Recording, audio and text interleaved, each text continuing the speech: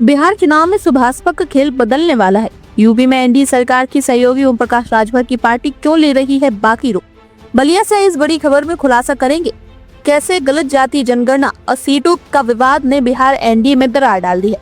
नमस्कार, आप देख रहे हैं यूपी न्यूज 10 और खबर बिहार में एनडीए में चल रहे कश्मकश के बारे में है। एनडीए में सीट शेयरिंग का मसला तो सुलझ गया, मगर एनडीए के घटक दलों में अभी भी नाराजगी बनी हुई है। चाहे वो बिहार में जीतन राम मांझी की पार्टी हो या फिर यूपी में योगी सरकार में शामिल ओम प्रकाश राजभर की पार्टी सुभाषपा हो, जिसने बिहार सीट शेयरिंग में कम से कम 3 सीटें मिलने के मंसूबे पाल रखे थे, मगर उस पर पानी फिर गया है। फिलहाल बिहार की राजनीति में सुभाषपा यानी ओपी राजभर का रुख चर्चा में है। यूपी में एनडीए का हिस्सा रही है पार्टी अब बिहार में अपने एजेंडे पर स्वयं चुनाव लड़ने का ऐलान कर चुकी है और सीटों के बंटवारे को लेकर भाजपा नेतृत्व से नाराजगी अब खुलकर सामने आ गई है। बीते दिन बलिया जनपद के बेरुआर बारी में सुभाषपा के राष्ट्रीय महासचिव और ओम प्रकाश राजभर के बेटे डॉक्टर अरविंद राजभर ने मीडिया से बात करते हुए साफ कहा था, एक हाथ से ताली नहीं बजती। बिहार में स्थानीय एनडीए नेताओं ने हमारी शक्ति के विपरीत पार्टी आलाकमान को गलत रिपोर्ट दी, इसलिए हमें एक भी सीट नहीं दी गई।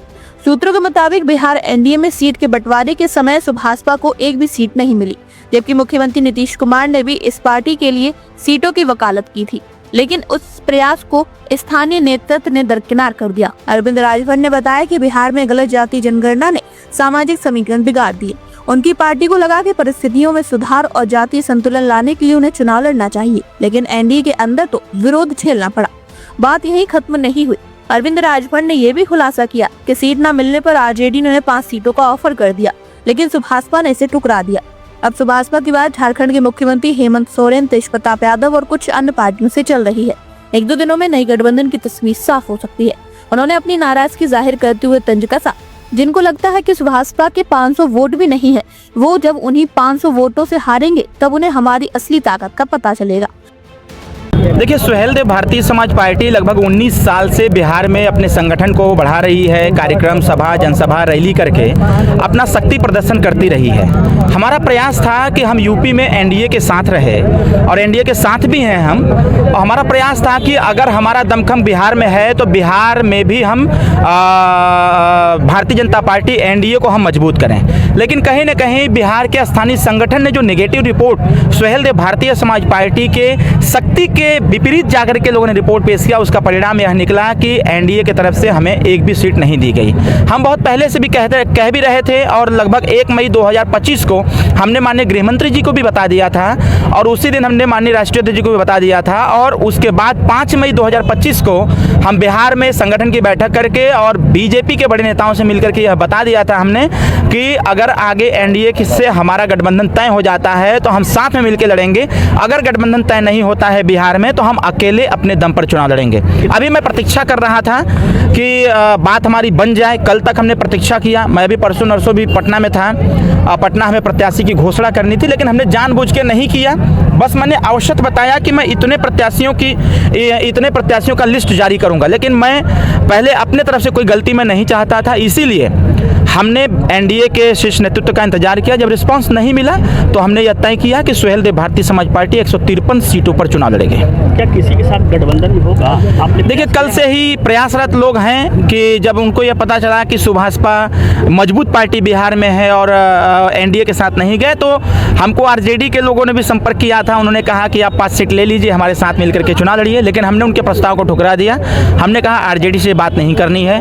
बाकी अभी हेमंत सोरेन जी भी कल रात को हमारी उनसे वार्तालाप हुई, माननीय मुख्यमंत्री झारखंड, उनसे भी बातचीत मेरी हुई। फिर वहाँ और कई पार्टियां हैं, तेजस्वी जी से भी मेरी, तेज प्रताप जी से भी बात हुई है और संभवतः शाम तक सारी चीज़ें अपडेट हम ले लेंगे और शाम तक हम पटना भी चले जाएंगे। कल हम बड़ा प्रेस कॉन्फ्रेंस करके और सुहेलदेव भारतीय समाज पार्टी के प्रत्याशियों की कल घोषणा भी हम करेंगे। क्या जो यूपी में जो रिश्ते हैं आप भी वो क्या कायम रहेंगे आने वाले समय में? देखिए, ताली एक हाथ दरार तो पड़ ताली नहीं, ताली एक हाथ से नहीं बजती है, ताली दोनों हाथ से जब मिलती है तभी बजती है।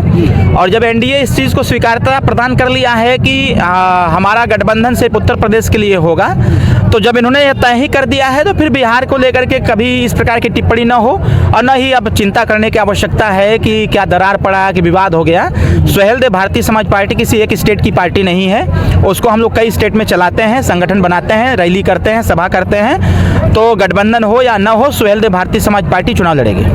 जीते क्या ना जीते, हरा तो जाएंगे ना, हरा तो देंगे ना। वो तो सत्य बात है, चुनावी मैदान में कोई उतरता है तो या तो जीतता है या तो हारता है। अगर हारने की इतनी चिंता रहती तो जरूर हमको एडजस्ट किया गया होता। किसी को हराएंगे ना सर? जरूर चुनाव मैदान में उतरेंगे। जो लोग कह रहे हैं कि हमारा 500 वोट भी नहीं है, जब हमारा प्रत्याशी चुनाव लड़ेगा और जब लोग 500 से हारेंगे तब उनको समझ में आएगा कि 500 का क्या महत्व होता है। कितनी सीटों पर बीजेपी कितनी सीटें हारेंगे? देखिए वो बिहार में सुभाषपा को चुनावी मैदान में उतरना खास है, क्योंकि इससे इंडिया गठबंधन को भी फायदा हो सकता है और एनडीए को भी।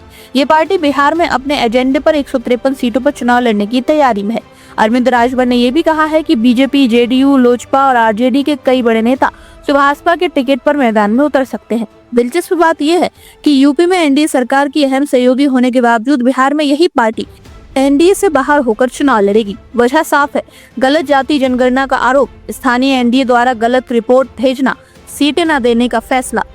कल पटना में सुभाषपा की बड़ी प्रेस कॉन्फ्रेंस होनी है, जिसमें गठबंधन और चुनावी रणनीति का खुलासा होगा। तो देखने वाली बात होगी कि बलिया से उठी ये बागी लहर बिहार के चुनावी नतीजों को कितना बदलती है। यूपी न्यूज़ 9 पर हम आपको इस राजनीतिक ड्रामे की हर अपडेट देते रहेंगे। आप बने रहिए यूपी न्यूज़ 9 के साथ। यूपी न्यूज़ 9 के लिए बलिया से अमित कुमार की रिपोर्ट।